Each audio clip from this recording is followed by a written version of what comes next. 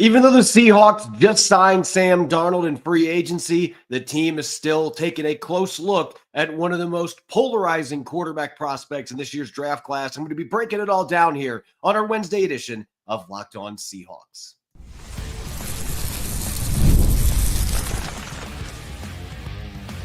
You are Locked On Seahawks, your daily Seattle Seahawks podcast, part of the Locked On Podcast Network, your team every day.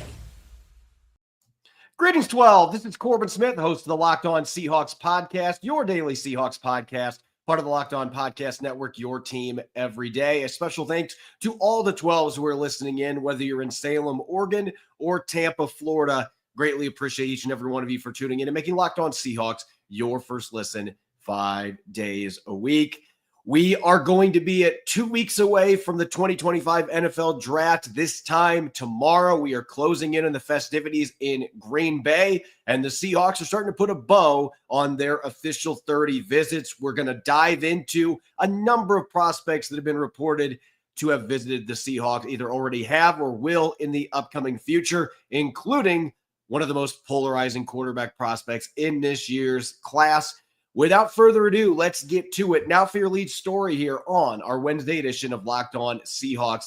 It has been a chaotic offseason for the Seahawks, particularly the offensive side of the football. There's a brand new coaching staff, Clint Kubiak, John Benton, Rick Dennison and company, and Geno Smith's now in Las Vegas. He's been replaced by Sam Darnold as the new starting quarterback for the Seahawks. That doesn't mean that Seattle's not taking a close look at quarterback prospects, though.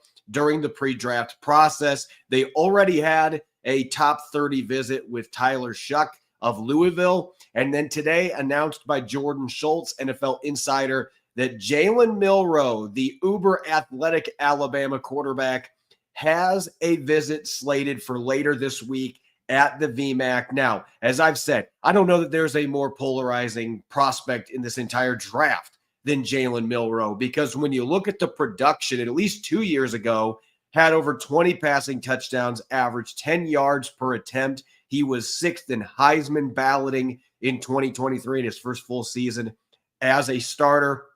This past season, though, even though there were certainly moments where he came through in the clutch, look no further than the Alabama-Georgia game towards the end of regulation when he threw a bomb down the field to Ryan Williams to extend the lead.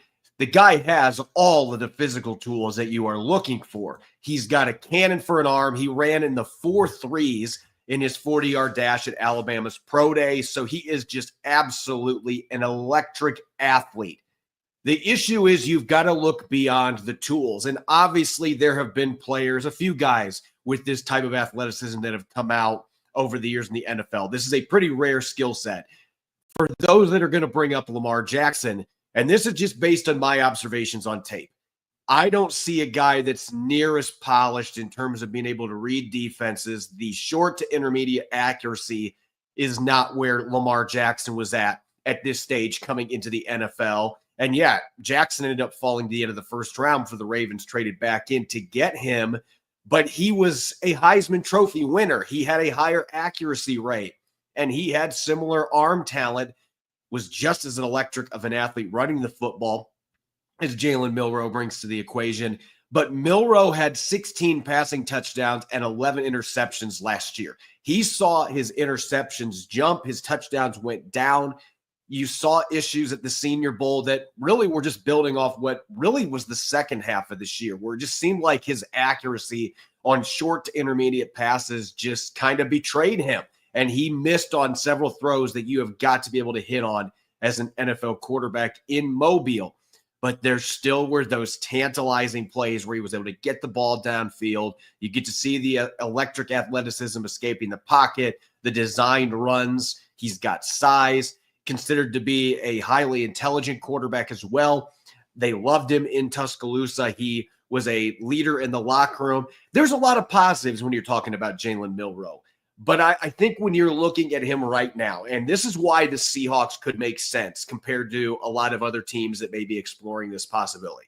If you're somebody like the New York Giants who just signed Russell Wilson, and maybe Russell Wilson's got another couple good seasons as a starter in him in New York, but they are looking for their long-term answer. If you're looking for a guy that you can plug in as a starter on day one, I do not see that in Jalen Milroe right now.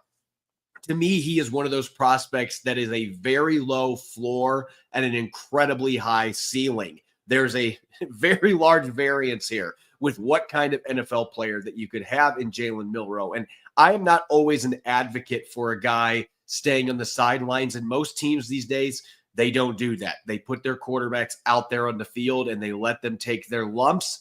Sometimes it works, sometimes it doesn't. There are teams like the Colts with Anthony Richardson right now that it seems like they have really muddied that entire process for the young quarterback, and they've made it difficult. But when you look at a team like the Seahawks that just signed Sam Darnold to this 3-year deal worth over $100 million, if you include the incentives in there, this is a situation where you are hoping Sam Darnold is your quarterback of the future, and it isn't just a short-term signing, but you are bringing in a quarterback in Jalen Milroe that has far more athletic upside, has just as good, if not better, of a throwing arm. There's just some things that he needs to work through, not just the accuracy, being able to go through his progressions consistently. And he really struggles from a pocket presence standpoint.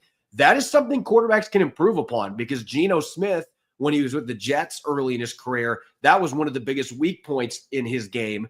And I felt like it may have been his biggest strength the 3 years as a starter for the Seahawks under center. So that is an area that you can improve upon. Accuracy most of the time is not. Josh Allen is an exception to that.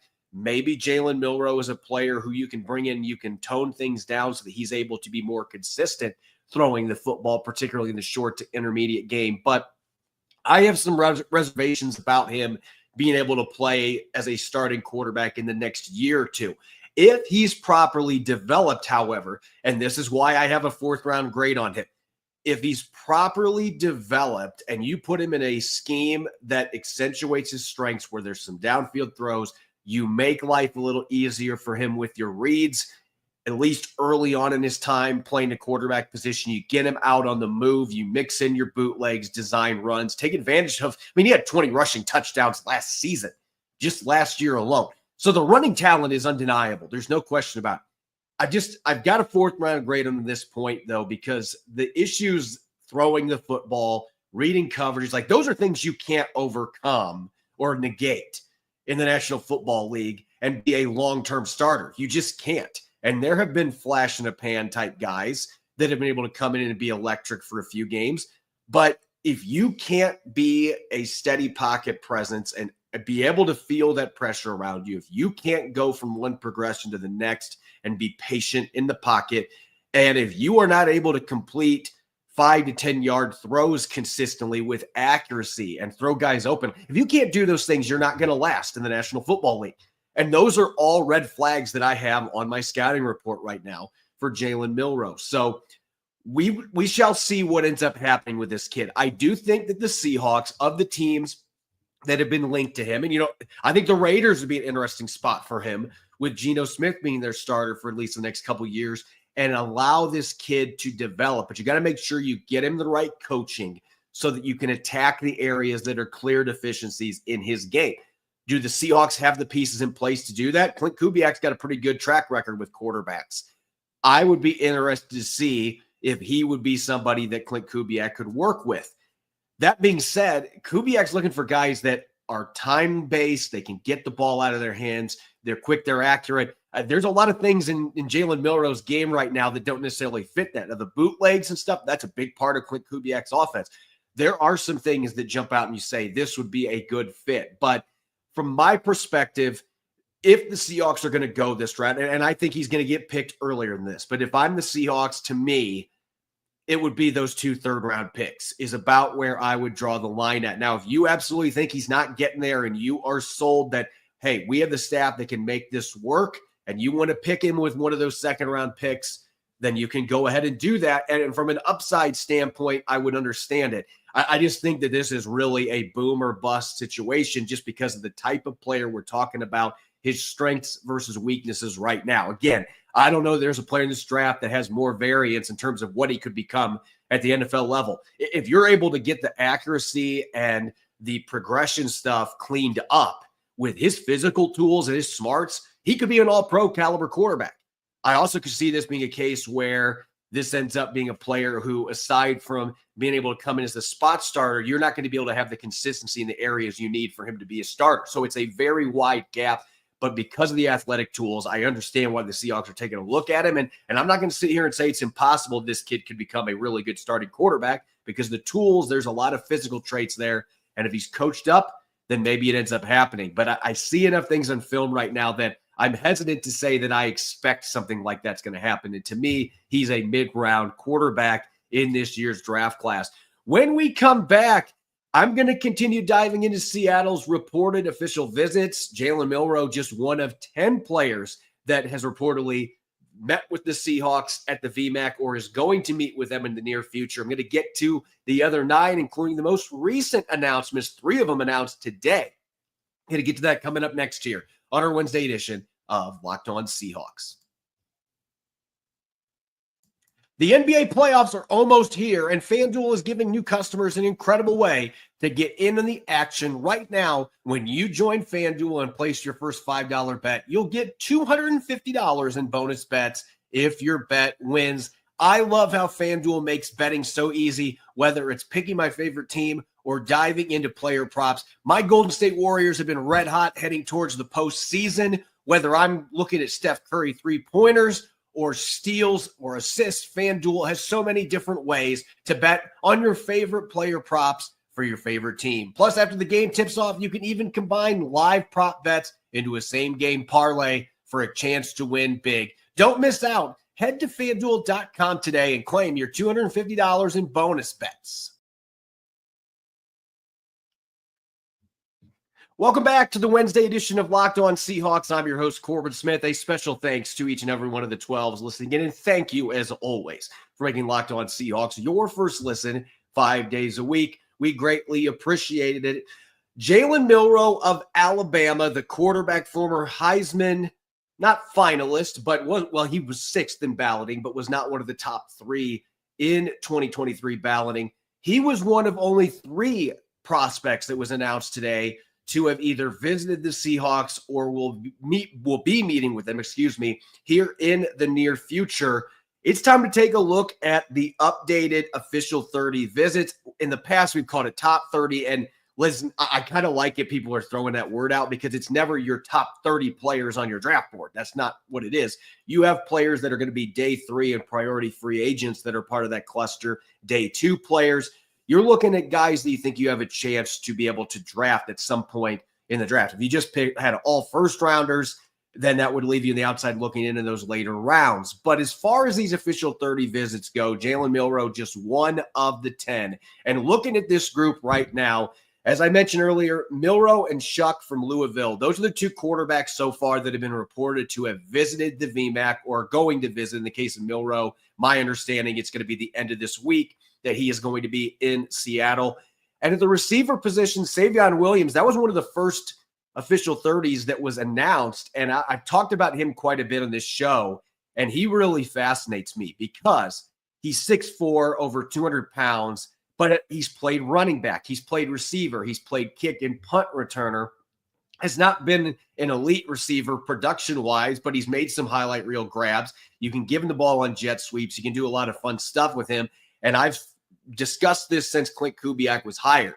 He has a history of sprinkling those kind of things in with his receivers. He likes to mix in those misdirection plays with receivers. He likes to move guys around the formation. So Savion Williams would make a lot of sense for Clint Kubiak's offense because he had over 300 rushing yards last year.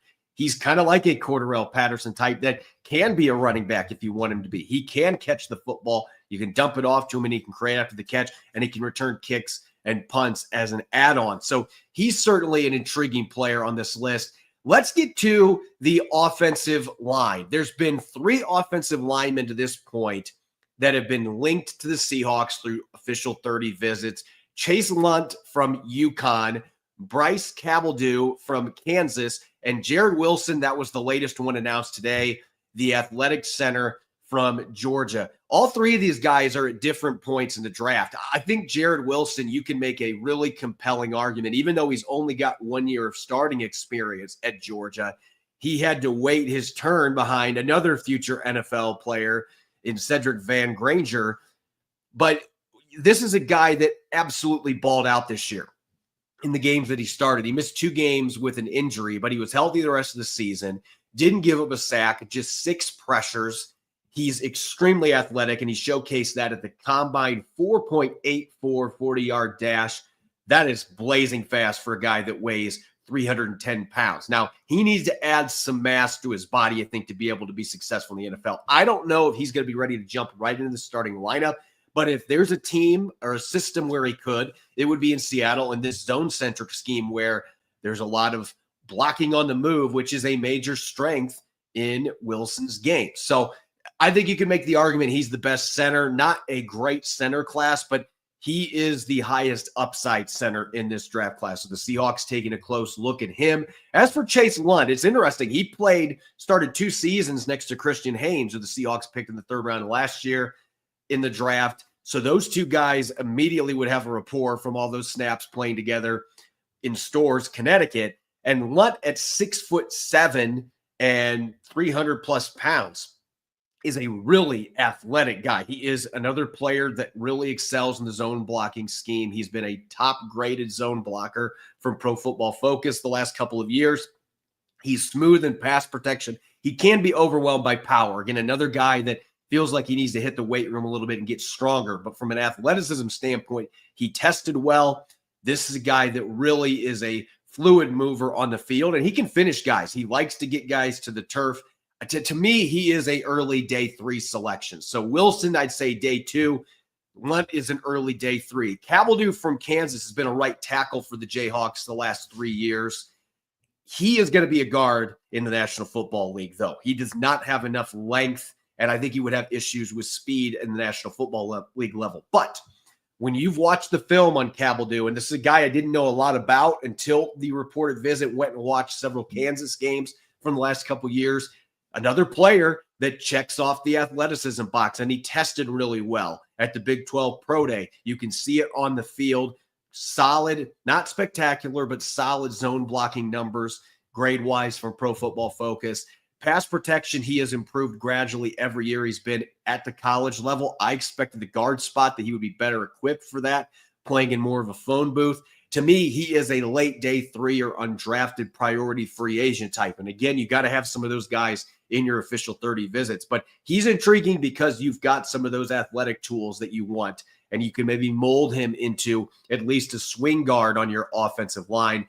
So he is a guy that I think is a fascinating addition to this list. As far as other players on defense, this has been mostly an offensive official 30 to this point. And again, these are 30 visits. We only know 10 of them. But on the defensive side of the football, this is a lot of star power that Seahawks have brought in. All 4 of these players have an opportunity to be selected in the first 3 rounds. And there's a couple of them that I think have a really good chance to be first-round picks. Topping my list, Nick Manowari, the safety from South Carolina, 6'3", 220 pounds, ran in the 4.3s, the low 4.3s at the combine, has really good ball production, will come up and stick people.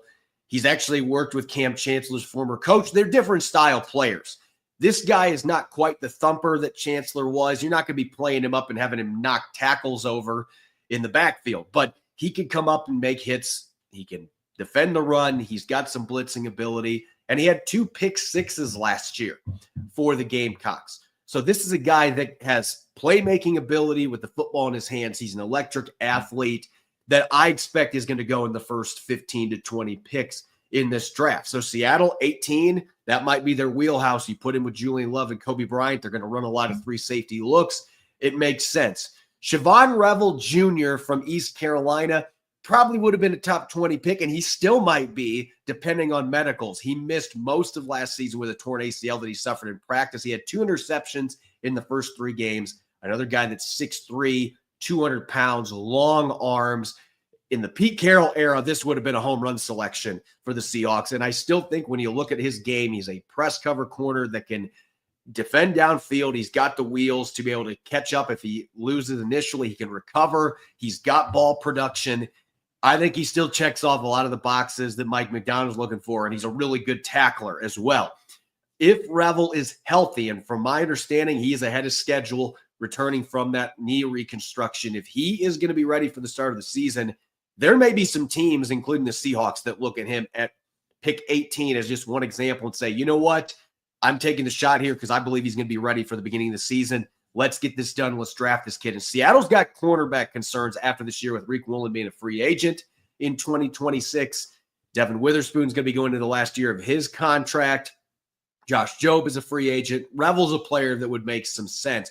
Going to the defensive line, Michael Williams from Georgia is a consensus first-round pick from most draft pundits. I've actually got him in the 40s on my rankings for top 100 players.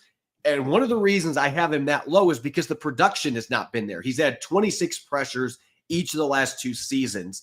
He's had 5 sacks each of the last 2 seasons.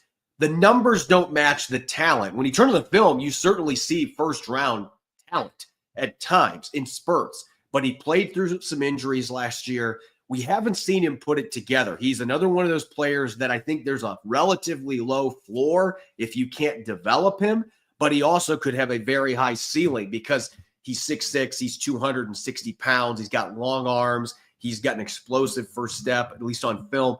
There's a lot of things to like, and I think there will be teams that are enamored by him. The Seahawks could very well be one of those because of the size, athleticism metrics, and the tantalizing plays, but you've got to get more consistency, and he just hasn't had enough snaps at Georgia to this point with all the talent they've had on that defensive line. I think there's a good chance he goes in the first round. I just don't see a polished prospect at this point, but certainly one that would make some sense. On the flip side, Ty Robinson, the other player that reportedly will visit with the Seahawks in the near future, coming from Nebraska, he was with the Cornhuskers program for 6 years. So he's one of those guys that had an extra year from the 2020 COVID season, and it took him some time. His first 3 years was not very productive. Matt Rule comes to town in 2023, and even though his sack numbers didn't jump that first season, he started to become a presence on that defensive line. And this past year, he had 7 sacks, easily his career high in college, had 13 tackles for loss, 37 tackles, third team, all Big Ten, which on that conference, if you make any of the 3 teams, you're a fantastic player. But I love the motor, the physicality, and this guy was an athletic specimen at the combine, sub 4.9 40-yard dash at 288 pounds. I didn't expect him to test as well as what he did because I thought he was more of a blue-collar style player that really physically demolished opponents and he wore opponents down. And he's just an effort player, plays to the whistle every snap. But you can play him up and down the line. He can play 3-tech, 5-tech, head him on tackles. He can play as a 2-point stance out wide.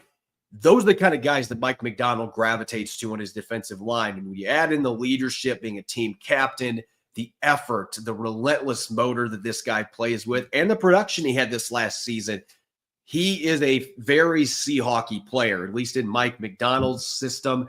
And I think day 2 is now looking like a very strong possibility, maybe even the second round for Ty Robinson. Seattle's going to be hoping maybe they can get him in the 3rd, but that sweet spot, end of 2nd, early 3rd is probably where you're looking at for Ty Robinson if the Seahawks want to go that direction. But he is one of the best scheme fits in this entire draft class in terms of Mike McDonald's defense. I love the versatility, love the motor, and he's a playmaker. He gets the job done. An exciting addition to this official 30 visit list. When I come back, going to flip gears. We're still going to be talking draft, but instead of some of these high-profile players that are first, second-round picks, I'm going to be dishing out my all underrated prospect squad. Today, going to be doing offense. When we come back on Friday, we'll get to defense, but going to be dishing out my all underrated team. That'll be coming up next here on our Wednesday edition of Locked On Seahawks. You've probably heard of Chewy. They really do have everything you need to keep your pet happy and healthy, whether you're shopping for food, treats, or even pet health care. Chewy makes it fast, easy, and affordable with over 100,000 products from all your favorite brands. Chewy has everything your pet needs, from food and treats to toys, beds, and grooming. And it's not just for dogs and cats. They've got supplies for birds, fish, reptiles, and small pets too. Chewy also makes it easy to manage your pet's health with prescriptions, telehealth visits, and even in-person vet clinics rolling out nationwide. AutoShip is a game changer. You can set up automatic deliveries for food, treats, or any essentials so you never run out. You can easily change or cancel anytime. I love how fast Chewy is. I have 4 cats, and I'm constantly ordering food. Having the auto ship really is a game changer, and they have great interaction. The customer service team is as good as you're going to find for any company in the industry. Chewy has everything you need to keep your pet happy and healthy. Right now, you can save $20 on your first order and get free shipping by going to chewy.com or clicking the link in the description. Save $20 on your first order with free shipping by clicking the link in the description. Minimum purchase required. New customers only. Terms and conditions apply. See the site for complete details. Welcome back to the Wednesday edition of Locked On Seahawks. I'm your host, Corbin Smith. A special thanks to all the 12s who are listening in, and thank you, as always, for making Locked On Seahawks your first listen 5 days a week. We greatly appreciate it. Going to continue our draft coverage. We're closing in on 2 weeks away from the festivities in Green Bay, and as I do each and every year, once we get to this point, the hay's basically in the barn for me. I've probably watched 100 hours worth of college tape, breaking down prospects to this point, if not more than that. I dish out my all underrated team, players that are under the radar or not getting enough attention for their prospects as an NFL talent. And I'm going to be doing the offensive side of the football today. Going to start with the skill positions for my all underrated team. And at the quarterback spot, this one should not surprise anybody if you've listened to the podcast regularly. I had a couple players that I considered for this one. Kyle McCord, Dylan Gabriel were players that I were thinking about for my all underrated quarterback. But listen, if Curtis Rourke, if there would not have been the ACL injury that he played through all of this past season, he didn't have to have a cleanup surgery after the season concluded. I had Curtis Rourke as a potential day 2 quarterback throughout the course of the season. What he did at Indiana, he was the biggest reason the Hoosiers went from being one of the Big Ten's worst teams to making the playoff last year. The guy's incredibly accurate. He's got a fast release. He's very intelligent, knows how to break down coverages, can throw the deep ball, doesn't have the best arm, but he's got more than enough juice in his arm to get the ball downfield, and he throws with anticipation. You add in the fact he played all of last year with that knee injury, you've clearly checked the toughness box off. He's an older player, and there's quite a few quarterbacks in this class that are in that 24, 25-year-old range. But I think Rourke is somebody that is getting slept on here just because of the injury situation. And if teams are looking for a guy that can play in a timing-based offense, I see some shades of Kirk Cousins in his game with his ability to get the ball out quickly. The offensive line broke down for him last year, some late in the season, but when his pass protection held up, he was able to get the ball out fast, get the ball to his playmakers. To me, he's somebody that is just very much under the radar at this point, despite the production he had this last season.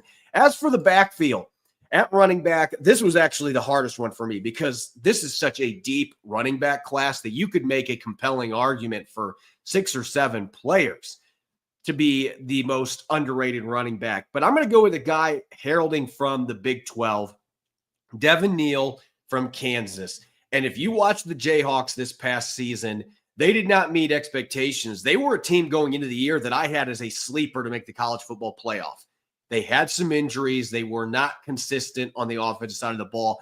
But if there was a consistent player on either side, it was Devin Neal. And this is a guy they could turn and hand the ball to 30-plus times any given Saturday. He is a bulldozer. He has the ability to break a lot of tackles. He has underrated quicks and speed. He showed that with his testing, a guy that runs better than you expect. And he is just that old school, every down workhorse type back. He can catch the ball. He can pass protect. Devin Neal's the guy that probably goes in day 3 just because of the talent of the running back position. But I think that this guy could be a really good starter for a team right out of the gate in the NFL. There's a lot of guys you can say that about this running back class, but Devin Neal is one in the right system where you can get him going downhill and feed him the ball 20-plus times. He has that old school mentality with the way that he runs the football, and I just love it. As for a lead blocker at fullback, there are not very many fullbacks anymore, but Brock Lampy from Northern Illinois is one of the few traditional ones out there. And I remember watching Notre Dame, who ended up making the college football playoff championship game. Their only loss up to that point was Northern Illinois coming into South Bend and beating them. And one of the reasons that Northern Illinois was able to do that they controlled the clock running the football, and Brock Lampy was a big part of that with his lead blocking and helping running backs find room. And they were able to shorten the game in a low-scoring affair. Weather was involved as well. But I've turned on a couple other games for Northern Illinois, and Lampy is just that traditional downhill blocking fullback. He can pluck a few catches for you if you want. Didn't really run the ball much for them, but can catch the football if you need to. He's a very good blocker, and he's tough-minded. That would be an interesting guy that really compares to Adam Prentice, who was the fullback last season in New Orleans in Clint Kubiak's offense. I see a lot of similarities in the way that he plays the game. As for the skill positions on the outside at receiver, you could have several names on here, but I've got two guys who are very much hovering under the radar. Nick Nash, the converted quarterback to receiver from San Jose State, ran in the high 4.5s. He's not a burner, but he's 6'3". He has excellent after the catch ability, can win downfield, and he had double-digit touchdown catches on 20-plus yard passes through the air last year. So he is a prolific downfield target that can win jump balls. He can win contested catches, and you can move him around some with that former quarterback background.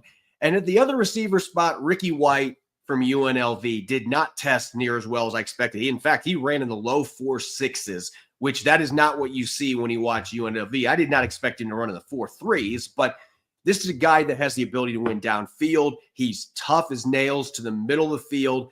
He's a really reliable pass catcher that reels in most of the throws that go his direction. You can sprinkle in some jet sweeps with him. He did a lot of different things at UNLV and was one of the reasons that the Runnin' Rebels went from being one of the worst programs in the country only a few years earlier to being ranked for a good chunk of this past season. He was one of the stars of that football team. And at this point, I'm expecting mid to late day 3. But this guy has been productive throughout his college career. He's tough. He's resilient. He can do some things on special teams. I think Ricky White is somebody to keep a close eye on. If the Seahawks are looking for somebody middle of day 3 to add to their receiving core, there's plenty of reasons why he would make sense for them. At the tight end spot, Jalen Conyers from Texas Tech turned in a really good combine. Formerly was at Arizona State. He's actually ran the football a few times. He's got good, not spectacular pass catching production, but he's been reliable. He's scored touchdowns. And he can block. You can put him in line some. He can play the H-back position. There's even been some discussion among Seahawks fans about making him your fullback. He could be somebody that could do that if you're looking for that non-traditional type that you can move around. Conyers is one of the players in this draft at the tight end position that I could see doing that. And my biggest wild card of the skill guys, in terms of somebody that has just really come to my attention the last couple of weeks, Anthony Torres from Toledo. He is massive, 6'6", 251 pounds. He ran the 40-yard dash in 4.72 seconds at 6'6", 251 pounds. He's got pretty good wheels for a player that size. He didn't have a ton of receiving yardage for the Rockets, but he scored 9 touchdowns last year. He's really been a dynamic red zone target, and you watch the tape, he can inline block. They can move him to the H-back spot. He's even played in the slot some. I see positional versatility there and some blocking ability. He's probably not going till the end of day 3, and he might even be a priority undrafted free agent with the depth in this tight end class. But Torres is a player that was not getting mentioned at all, that when I was comparing him to some of the guys that were getting draftable grades, I thought he quite frankly was better than a good chunk of those guys. So Torres from Toledo is my easy winner here from the skill guys for all underrated. Real quick, going to the offensive line. I've mentioned a couple of these guys already in passing. Chase Lunn at right tackle, one of Seattle's official 30 visits. I love the fluid athleticism and the fact that he has played with Christian Haynes from a Seahawks perspective.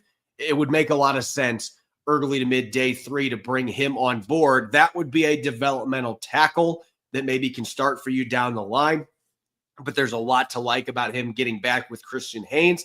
At the other tackle spot, Charles Grant is as athletic of a tackle as there is in this draft class.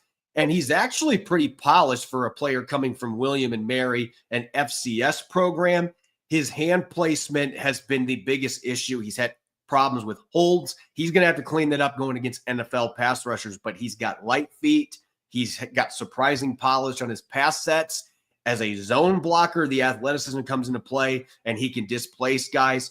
So there's a lot to like. He's another player that I think you'd have to develop a little bit more in the league before he's ready to play. But Seattle's got Charles Cross at left tackle. This is a guy they could develop that might even be able to play some guard for you in Clint Kubiak's scheme. In the interior, Clay Webb at left guard, former 5-star recruit for Georgia. Really like the athleticism and quickness he brings to the equation. One of the better pass protecting guards in college football. The same can be said for Jake Majors at the center position. No sacks allowed the last 2 seasons combined. He's just kind of one of those guys, not flashy. He's not one of the top-ranked centers, but when you turn on Texas tape, you can't help but notice Jake Majors at the center position. The coaching staff there raves about him. He tested pretty well. He's got enough athleticism to be able to hold his own in a zone-centric scheme. I think Jake Majors is a player to watch in the middle of day 3 if the Seahawks have not picked a center to that point. He's one of the few in this class that I have quite a bit of excitement about. And my most underrated player, Torres was number 2. He's number 1 for the skill guys. This is a player that I just cannot believe did not have a combine invite, and that is Addison West, the right guard from Western Michigan. I only knew a little bit about him as of a month ago. This is a player that, when I was looking at PFF grades, was number 1 in zone blocking. And I'm thinking he's playing in the MAC. He's playing against MAC competition. But Ohio State and Wisconsin were 2 teams that Western Michigan played this year. He played outstanding in those 2 games. Even though his team lost both of them, he played outstanding football. He didn't give up a pressure against Ohio State in pass protection. Oh, by the way, he had to move to center because their center got hurt. And he moved there, didn't give up a pressure. He is really mobile, does an excellent job of winning the body positioning battle. There's a reason he had that highest zone blocking grade. He is masterful at it. He can also finish guys off. Even though he's only a little over 300 pounds, there's physicality and there's some orneriness to his game. He was an All-American, a consensus All-American at Western Michigan, and did not get invited to the combine. And oh, by the way, also had a really good pro day workout as well. Should have been in Indianapolis. I think this kid, you could make an argument that he should be drafted early on day 3, but he's been completely off the grid in terms of draft analysis for the most part. I love what I watched on film. The game against Ohio State might have been the best game I saw by a center against the Buckeyes all year, and that's not even his natural position.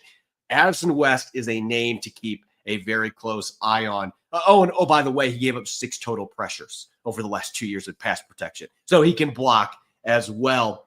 As always, you can follow me on X and Blue Sky at Corbin Smith NFL. Make sure to subscribe to Locked On Seahawks on YouTube and wherever you get your podcast to make sure you don't miss a single episode.